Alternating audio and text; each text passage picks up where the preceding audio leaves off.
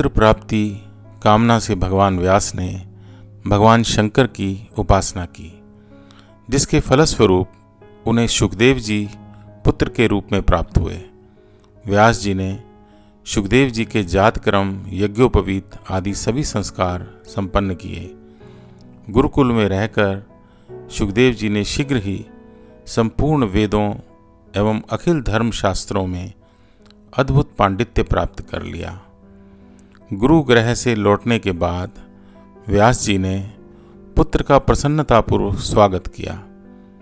उन्होंने सुखदेव जी से कहा, पुत्र, तुम बड़े बुद्धिमान हो, तुमने वेद और धर्म शास्त्र पढ़ लिए, अब अपना विवाह कर लो और गृहस्थ बनकर देवताओं तथा पितरों का यजन करो।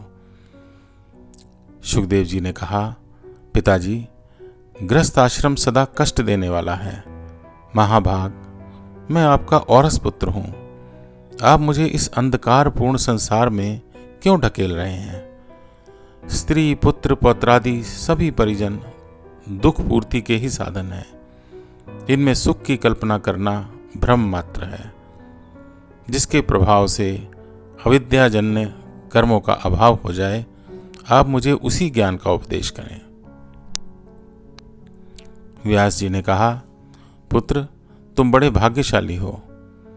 मैंने देवी भागवत की रचना की है, तुम इसका अध्ययन करो। सर्वप्रथम आधे श्लोक में इस पुराण का ज्ञान भगवती पराशक्ति ने भगवान विष्णु को देते हुए कहा है, यह सारा जगत मैं ही हूँ, मेरे सिवा दूसरी कोई अविनाशी वस्तु है ही नहीं। भगवान विष्णु से यह ज्ञान ब्रह्मा जी को मिला और ब्रह्मा जी ने इसे नारद जी को बताया तथा नारद जी से यह मुझे प्राप्त हुआ। फिर मैंने इसके 12 स्कंदों में व्याख्या की। महाभाग, तुम इस वेद तुल्य देवी भागवत का अध्ययन करो, इससे तुम संसार में रहते हुए माया से अप्रभावित रहोगे। व्यास जी के उपदेश के बाद भी जब सुखदेव को शांति नहीं मिली, तब उन्होंने कहा, बेटा, तुम जनक जी के पास मिथिलापुरी में जाओ, वे जीवन मुक्त ब्रह्मज्ञानी हैं। वहां तुम्हारा अज्ञान दूर हो जाएगा। तदनंतर तुम यहां लौट आना और सुखपूर्वक मेरे आश्रम में निवास करना। व्यास जी के आदेश से सुखदेव जी मिथिला पहुंचे। वहां द्वारपाल ने उन्हें रोक दिया तथा काठ की भांति मुनि वहीं खड़े हो गए। उनके ऊपर मान अपमान का कोई असर नहीं पड़ा। कुछ समय बाद राजमंत्री उन्हें विलास भवन में ले गए। वहां सुखदेव जी का विधिवत आतिथ्य सत्कार हुआ, किंतु सुखदेव जी का मन वहां भी विकार शून्य बना रहा। अंत में उन्हें महाराज जनक के समक्ष प्रस्तुत किया गया।